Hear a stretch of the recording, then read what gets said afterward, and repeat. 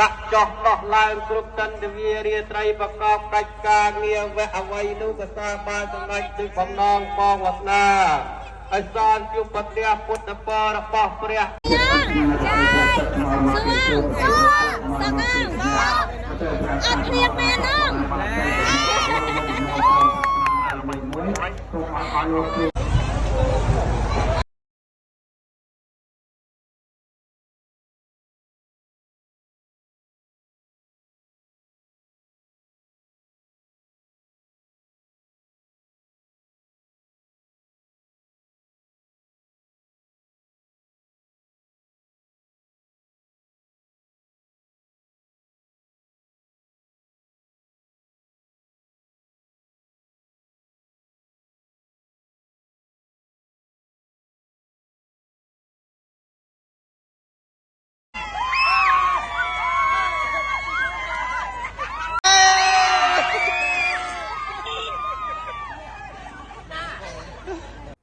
លឺអើយចាស់ចាស់ពីដើមគាត់ដំណើរថាពេលដែលមាន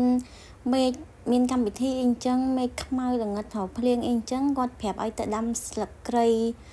បច្ឆេះឡើងលើអញ្ចឹងហ៎ដល់ពេលហើយឃើញអ៊ំរវល់ជើងក៏ធ្វើតំណាងជំនួសគាត់ចឹងទៅដាំគល់ស្លឹកគ្រៃប្រហែលជាមិនមែនកូនកន្លោះកូនកំមុំពិតប្រកបគុំដឹងអីក៏មិនដឹងដែរណោះហើយក៏យើងធ្វើខុសពិធីគេមិនចឹងណាតែដាំពីអ្នកប្តីប្រពន្ធនឹងទៅមានបានជោគជ័យណាលោកអើយ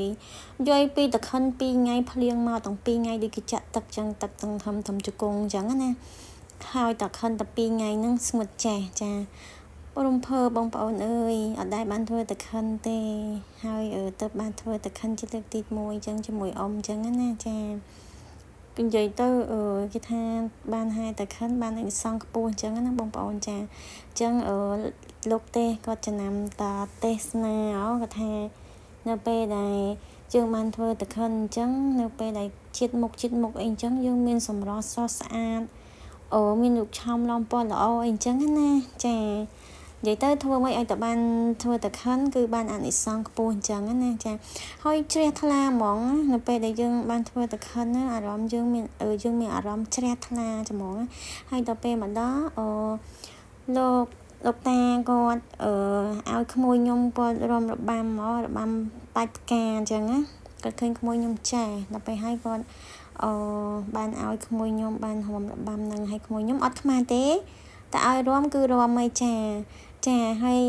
បងប្អូនយើងយាយតានៅនឹងជុំវិញអញ្ចឹងគាត់រំអត់មានភ័យអត់មានដូចថាខ្មាស់អៀនអីទេគឺគាត់ធ្វើទៅដោយរលូនអញ្ចឹងណាហើយបង្កភាពសប្បាយរីករាយទៀតចាអានេះបនតខិនពេលព្រឹកឡើងបានមកដល់ហើយបង